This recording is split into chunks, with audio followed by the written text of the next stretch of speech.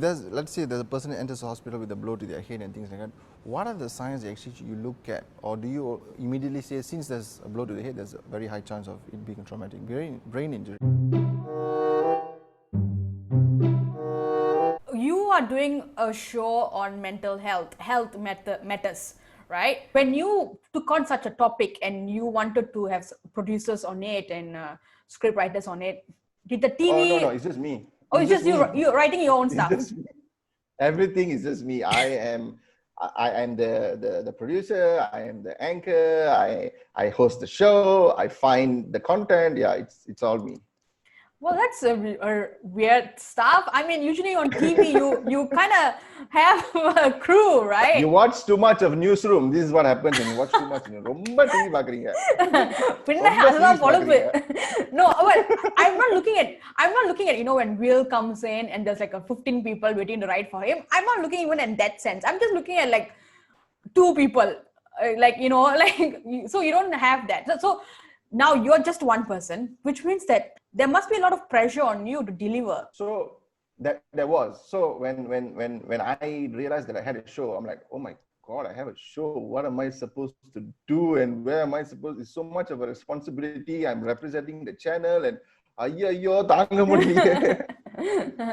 It came to that point where I had to reprioritize what I wanted. So the show is on health. It's not a sexy topic, you know. Crime is sexy, politics is sexy. Yeah, we call the thing sexy. So we call the topic sexy. To see what people want. Health is not sexy. You can't sit and talk about lung cancer and people are going to sit and consume. They don't want to know about lung cancer because it creates fear. Fear is the one thing that pushes people away from your content. So I had to reprioritize, because for me, Health Matters is a show about health topics, but I try to bring in the patient element into it. So I interview patients who have gone through the disease of the week.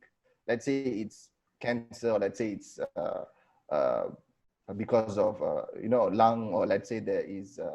I did a talk. I interviewed a patient on bariatric surgery, which is people who go for surgery if they're overweight, they go for surgery. And I think that bringing in the patient element will make people connect with the topic more. Then I get a doctor to sit down and talk for half an hour. I mean, a doctor will talk for half an hour, but a person sitting and watching, they're not going to consume for half an hour, you know. After a while, they're going to switch off because they don't really understand what the doctor is talking about. But if I can talk to a single mom who tried to have kids, and she went for IVF and she had twins, and how she felt and what her family went through, that resonates so much more with the average person watching the show. So I felt that my priority was to bring out stories of people who have gone through a disease, and a story about triumph, a story about strength, a story about support, also a story about asking yourself the question, where is your health where it's supposed to be, and are you satisfied with that? So that was one of the priorities.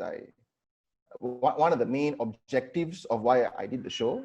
And I feel like if one person watches my show and they change their lives, or they learn something, it's a win for me. But and it's coming back, right? The next season is coming back, right? Yeah. So I'm planning to start back in September. Yay, it was renewed. Yeah. So I'm planning to do a bit more social media content as well, and I'm actually also trying to look out for people to people to even talk about, because health is such a big topic, you know, and you can talk about so much of things, you know. Mental health is something I'm very passionate about, but health is such a broad topic. We can even talk about like social media consumption, how people are being addicted to social media, being on the phone. So there's a wide range of things, and we get a lot of requests for interviews and things like that. But I vet through and I make sure that, is this really what I want? So I have that control.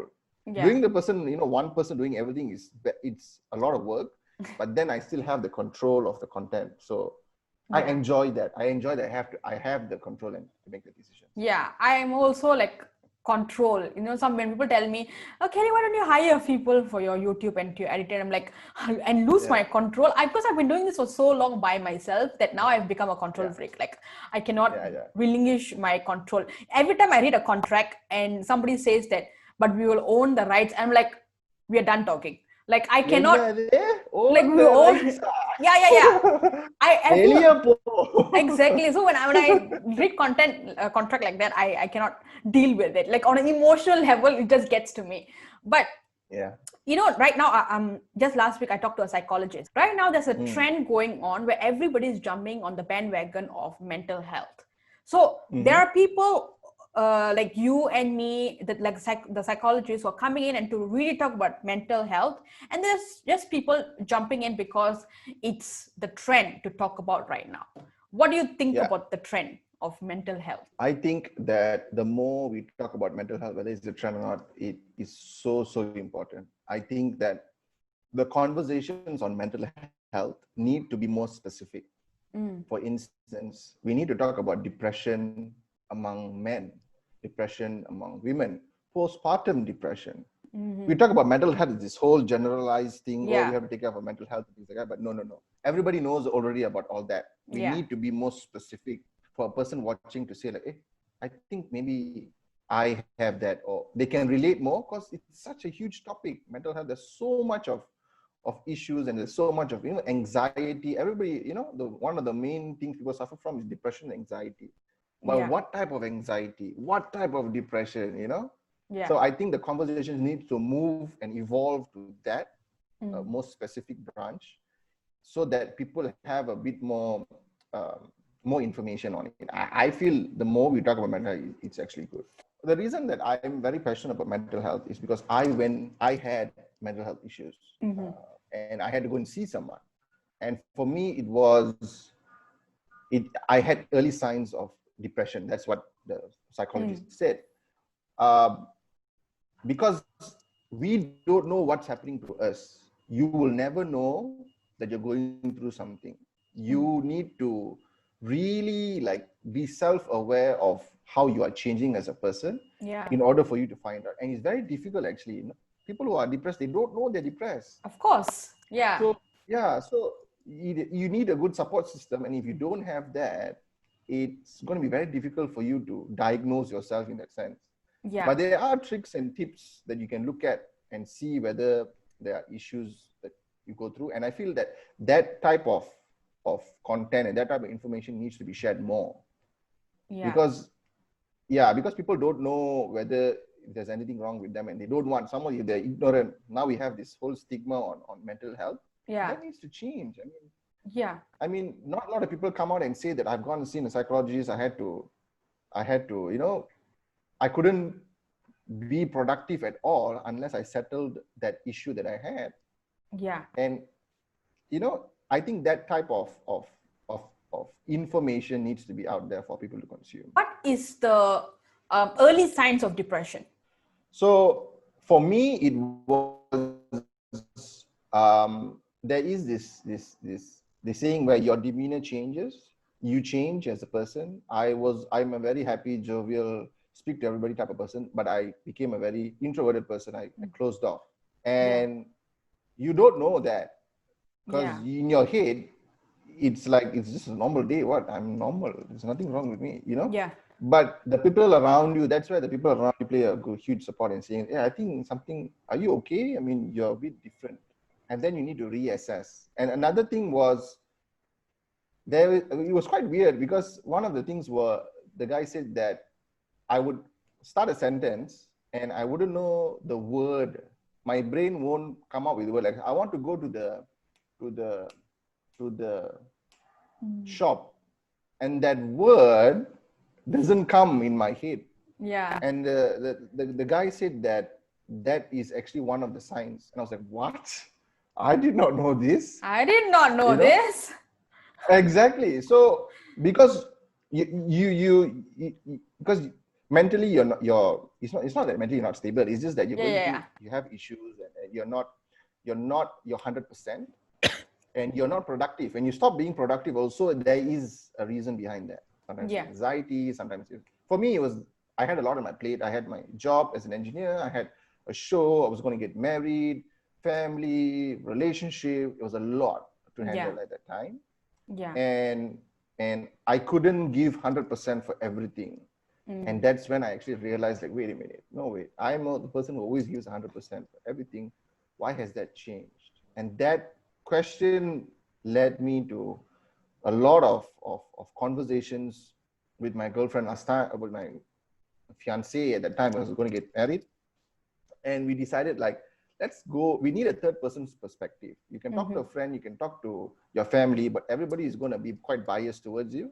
Yeah. A third person perspective actually really helped me in discovering that, oh wow, I never knew I had this issue, and the change of mindset was just like that, and that's it helped me talking to a third person, because some people think like, I don't want to go and talk to some stranger and tell him all my problems and things like that.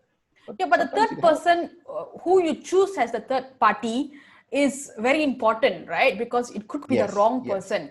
Like when I was going through my depression, and I told my first person that I did not meant to say it. It was more of like I was just sharing my thoughts. And so the first person I went in contact, called and said that I think that I'm in depression. That person told me, Kelly, you're 25 years old. Like, what? You are not depressed. You're too young to be depressed. All okay, enough. Oh my God. So they told me, basically, it's like, you're too young to be depressed. Okay. And so immediately I felt like, okay, then I should not talk about this to anyone. But of course, quite rebellious, I still talked about it. So I went to another two guy friends, and I told them, I think that I'm in depression. And they said, just snap out of it. You know, that's a common thing. Snap out of it. You know, and I think that it's because you're just like always just being alone. Just come to the work more often. You know, just get involved in things, make your mind busy, and then you will somehow get out of it. So this is the kind of advice that I got initially. And now looking back and knowing whatever I know about depression right now, is that is actually pretty common response that people get when when they tell them that I have anxiety or I have depression and things like that. When before telling a third party, did you tell someone around you, and what was their response to you? So I was quite lucky that when I told my fiance, who I married now, who's my wife now, she was, do you think I can help you? Like, you telling your problems to me, do you think that would help? And what can I do? So thank God I married the right person. She didn't say snap out of it, because I'll be like, no, what do you mean snap out of it? So I mean, she was supportive, and she asked me, like, sharing your problems with me, is that going to help you? Do we need to talk about it? What do we need to do? And that question, what do we need to do, led to us going through many different solutions. We tried many different things, and me talking to her, I talked to my friend, or me just writing down in a journal or something like that. Nothing really actually worked until I went and saw a person, a trained professional who handles this thing, who is trained to handle this thing. And the person, and it's true, you need to choose who you see. So I was quite lucky where I have a cousin who knows, who is in this line, who knows someone who could be good for me, and they recommended someone. So I got lucky. But even when I went to that person, he said, after the first session, he's like, if you didn't really think that this is going to work, feel free to, I have my other colleagues, you can go and see them as well. So you need to be able to shop for the right person. I just got lucky that it was the right person for me at the start. When I was talking to the psychologist, one of the questions that I asked her was, when someone, because I'm not asking her like you did it, but it's more of like, I've been hearing a lot of stories where people, whenever they are diagnosed with clinical depression, the first thing that they are being given is medicines to handle it. So I was basically telling her that, you know, I'm not for medicines. I feel like there must be a way, because it's a psychological mental problem. So there should be a psychological, mental way to get out of it instead of using drugs, because basically drugs is just masking the problem at the moment, right? So I was just asking her, what do you think about giving medication and drugs to mask the pain and anxiety for that period of time? So the reason they give medication is to balance out that chemical imbalance in their brain. And it's like you said, mental health is a disease. It's your body changes. It's not just that your psychological thinking change, your body actually changes.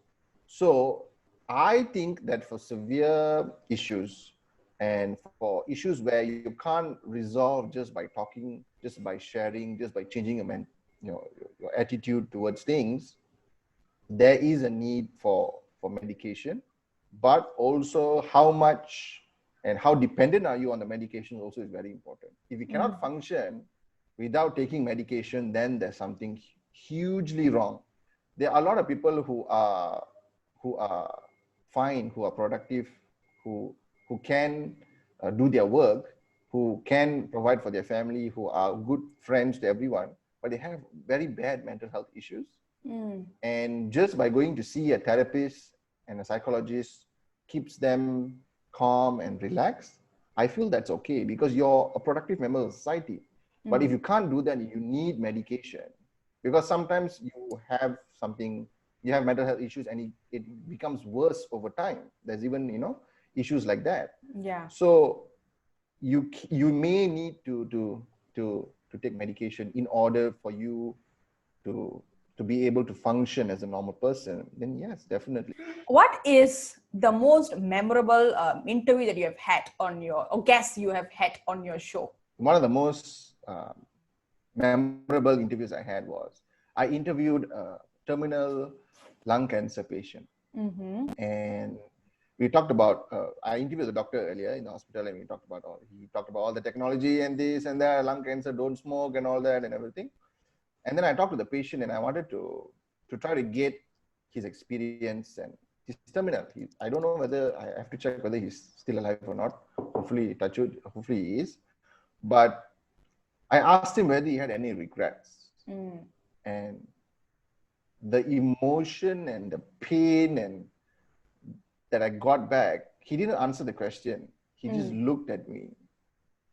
And I could feel that emotion and that regret that he had. And he just said that, yes, I just wished I took care of myself much more better for me to be able to play with my grandchildren now. And that just hit me. And I was staring at the cameraman, and the cameraman was staring at me like, this is so emotional. So yeah. How old was he? He was 50? 50. 55? Wow. 55. That's young, actually. And terminal. Yeah. He's going for chemo. He was very thin, very, very haggard. And when we scheduled the interview, they told me, like, you need to come on the date. You can't reschedule because next week we don't know whether he will be able to do an interview. So it was pretty intense, because I knew where he was coming from, and that regret, that question, I still have that look on his face in my head until today. Yeah. And I felt that gave me motivation in order for me to try to push as much of content on people. Just take care of yourselves before it's too late. Don't ignore the signs. Your body will tell you there's something wrong. Don't ignore. We are the worst at just ignoring until it's too late, and we try to overdo a lot of things. But it's too late already, Yeah. So that mentality has to change, and I hope my show does that, and I can make a bit of change in this wonderful world. So for 10 years, I was a wellness coach. So teaching people to before amazing. I started doing all these things. So for the 10 years, I've met several people in different conditions. And one of the things is that when you tell them that this is the steps that you need to do, they'll always like, maybe next month, maybe 3 months down the road. I'm not saying there's anything wrong with it. It's not for me right now. That's it's not for me right now. To be very honest, when they said it back then, I was like, Shaba. But the thing is,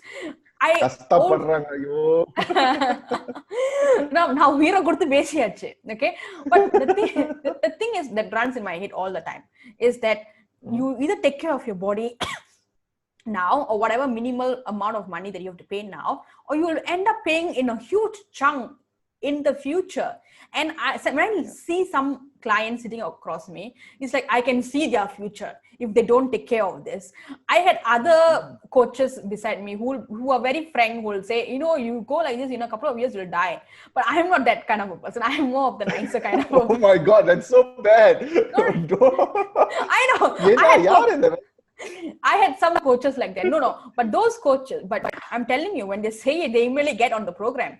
So it works for them, but I can never open my mouth and say something like that. That's why I was always considered the nicer coach. You want to be talked to nicely, you go to Kelly. You don't come to me. So I was that kind of person. So I totally understand the whole when you said that I wish I had taken care of myself better. That is exactly what we tell people. Like at that time, you either pay now or you pay in the future. Nobody is trying to get your money at the moment. We're just looking at your body. But when you hear all these conversations and interviews and day in and out, you're listening to people's stories. Does it make you like go home and scream at your mom when she puts that curry puff in her mouth, or when you see someone like smoking and you are the visual of that person is in your head?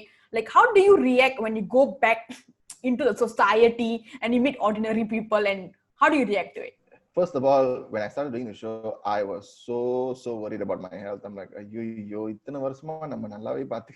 I didn't take care of myself so well. So I was 31. I was like, I'm going to get married. I'm going to start a family. I need to take care of myself. I used to start weighing myself every day, start making sure I eat no carb, keto, things like that. But after a while, I realized it's not about